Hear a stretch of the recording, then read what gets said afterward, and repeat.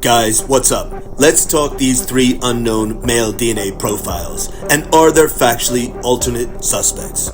I've got all the details, so let's get right into it. Three additional male DNA profiles were discovered in and around the crime scene, two in the house and one on a glove found outside a few days after the murders. There are three other unknown male DNA profiles that were found at the scene of the murders. Two were inside the house, and one was outside of the house on King Road on a glove. Are you saying that they didn't provide something? Your Honor, in our third motion to compel, we had a section called Standard Lab Discovery, and that has to do with other DNA profiles found at the scene. They have provided full discovery for the sheet, the DNA found on the knife sheet, but not the other three unidentified male DNA samples, two from within the house, one from outside of it. Like Kohberger, these DNA profiles didn't get any hits in CODIS. So if I'm understanding your question there, talking about three potential analysis of DNA that was not provided to you, but that has no connection to Mr. Kohberger. Correct.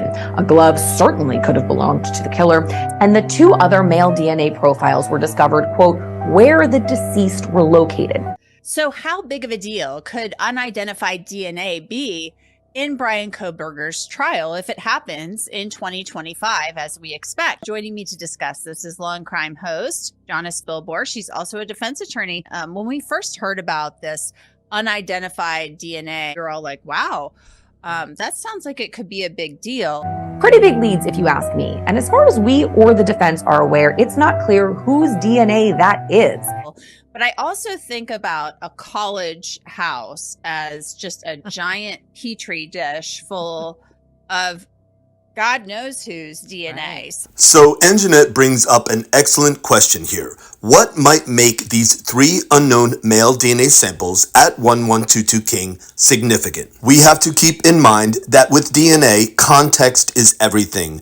We know 1122 King was essentially a party venue.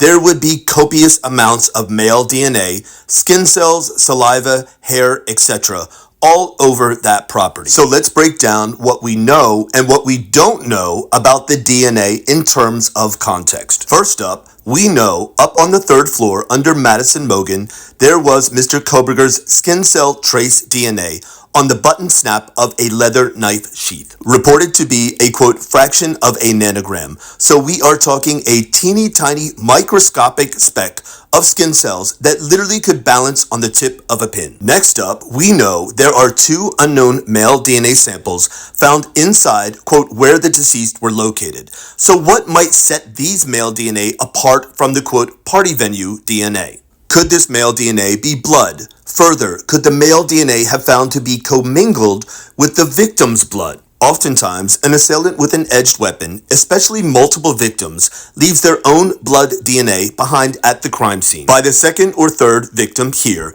the weapon will have become saturated with blood and be quite slippery. So quite often, the assailant's hand will slide down onto the blade or even stab their own non-dominant hand, trying to control the victim whilst stabbing them. Or, even more common, the assailant will get scratched or injured by a victim during any struggle. Also, how much DNA for each male might have been found? Was it much more than the teeny tiny speck of Brian's skin cells found on a transportable object? And were both male DNA found in both bedrooms?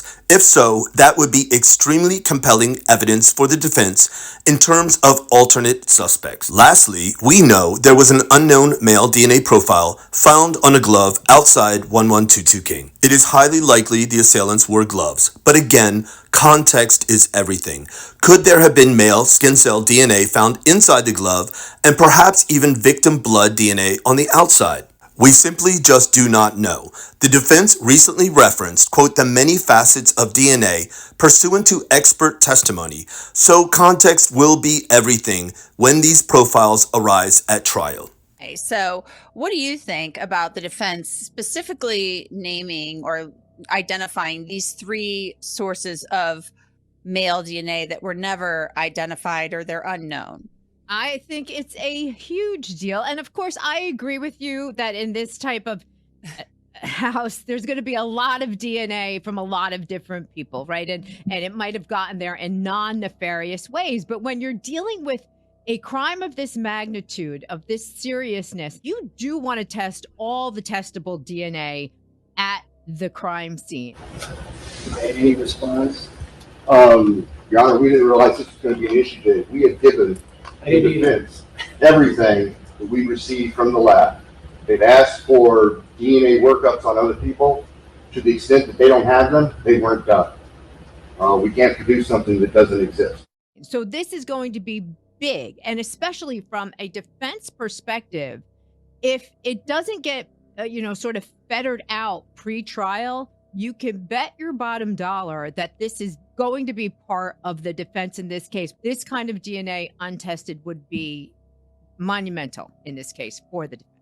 The defense is going to be screaming that they want the state to go ahead and test that DNA. And if they don't, then they're going to want their own sample of it to test themselves, guaranteed. The defense is given an opportunity to do its own testing. That can happen too, which is sort of, it's weird, right? Because the defense doesn't have an obligation to do that. It's not their burden of proof. You would think, I mean, just let's think about this case for a minute. You would think that the DA, the prosecutor, would want to gather all of the DNA that is available. And as you know, we just talked about, that could be quite a lot. But with that, with the testing and doing the same thing that they applied allegedly to Kohberger, they could figure out whether they have the right guy. I mean, that is the crux of this case. It's not enough to prove that a crime has been committed. And frankly, they don't need to prove that. That's obvious. They need to connect the dots. They need to find the right person or people who committed this crime.